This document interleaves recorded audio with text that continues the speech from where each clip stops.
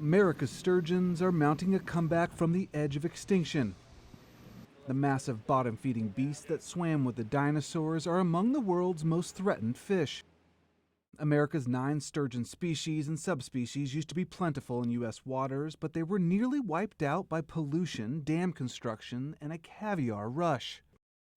So early on in the 1800s, at least in our area of the country, sturgeon were seen as a nuisance species. So they'd get in commercial fishermen's nets and they'd tear up their nets, so they'd just stack them on the shore and let them lay there for waste.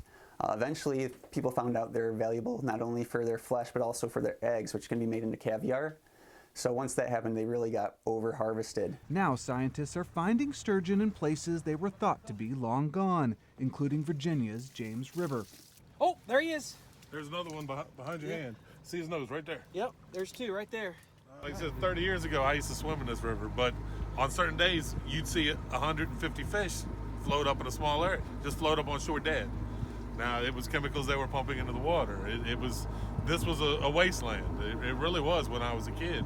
But I had never seen, of all the dead fish I ever seen, I never saw a sturgeon.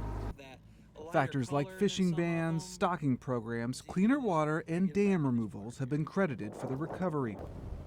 So we are on the Biddeford campus at the University of New England, right at the mouth of the Saco River, and we're going to be setting a couple of gill nets to try to catch both short nose and Atlantic sturgeon. So we'll set the gill nets and we'll let them soak for about 20 minutes, and then we'll slowly pull them in. The sturgeon will be untangled. They'll be transported back to the university. They'll be placed in recovery net pins, and then we'll take them out individually one by one and do all the morphometric measurements and then release them. U.S. sturgeon populations are still a tiny fraction of what they once were, and environmentalists warn more conservation efforts are needed. Sturgeons sometimes live longer than humans, and they spawn infrequently. Experts say it will take decades to measure a population's recovery. Still, some say there's reason to be optimistic.